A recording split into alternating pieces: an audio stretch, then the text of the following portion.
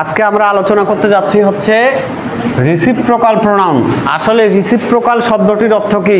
Reciprocal শব্দের অর্থ হচ্ছে পারস্পরিক প্রতিক্রিয়াশীল। পারস্পরিক প্রতিক্রিয়াশীল তো বলছে যে প্রোনাউন দ্বারা দুজন বা ততোধিক ব্যক্তির মধ্যে পারস্পরিক সম্পর্ক বা বিনিময় করা বোঝায় তাকে রিসিপ্রোকাল প্রোনাউন বলে। তো রিসিপ্রোকাল মানে হচ্ছে পরস্পর বা পারস্পরিক প্রতিক্রিয়াশীল।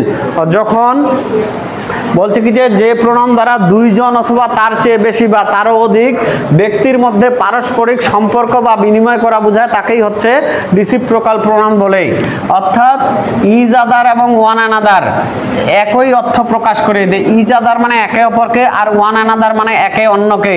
দুইটা অর্থে একই প্রকাশ করে, তবে আমাদের সুবিধার্থে রাখবে, আমাদের সুবিধার্থে দুটি অবজেক্টের মধ্যে ইজ আদার এবং দুইয়ের অধিক অবজেক্টের ক্ষেত্রে ওয়ান অ্যানাদার ব্যবহার করা অধিক শ্রেয়।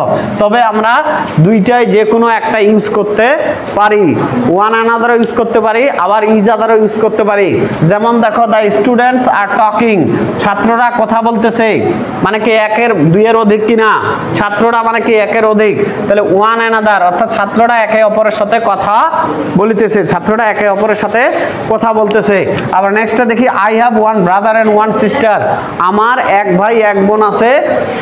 উই লাভ ইজ আদার, আমরা একে অপরকেই ভালোবাসি। তাহলে কি দুইজন হচ্ছে কিনা?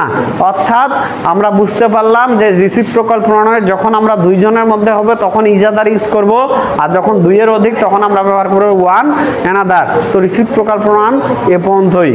দেখো নেক্সটে আমরা আসলাম রিফ্লেক্সিভ অবলিক ইমফ্যাটিক প্রোনাউন। আসলে ইমফ্যাটিক এবং রিফ্লেক্সিভ প্রোনাউনটা কি? ইমফ্যাটিক বা রিফ্লেক্সিভ প্রোনাউন হচ্ছে সেলফ অবলিক সেলফ যুক্ত। যেই অবজেক্টগুলোর সাথে সেলফ বা সেলফ থাকবে সেই সেলফ বা সেলফ যুক্ত প্রোনাউন বা অবজেক্টকেই রিফ্লেক্সিভ বা ইমফ্যাটিক প্রোনাউন বলে। যখন এক বচন হবে তখন আমরা ইউজ করব সেলফ, আর যখন বহু বচন হবে তখন আমরা ব্যবহার করব সেলফস। তার এক্সাম্পলে দেখো, দে হেল্প দ্যাম সেলফ, দে কি বহু বচন কিনা, এই জন্য দ্যাম সেলফ।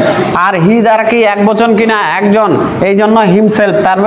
তাহলে এক বচনের ক্ষেত্রে সেলফ ব্যবহার করবো, আর বহু বচনের ক্ষেত্রে সেলফস ব্যবহার করব। তাহলে এই সেলফ এবং সেলফ যুক্ত অবজেক্ট বা প্রোনাউনই হচ্ছে রিফ্লেক্সিভ প্রোনাউন, এবং এরা সব সময় সাবজেক্টের উপর প্রতিক্রিয়াশীল হয়। এরা কি সাবজেক্টের উপর প্রতিক্রিয়াশীল হয়, অর্থাৎ রিফ্লেক্সিভ প্রোনাউন সাবজেক্টের উপর প্রতিক্রিয়াশীল হয়। তো আজকে এই পর্যন্ত, সবাইকে ধন্যবাদ।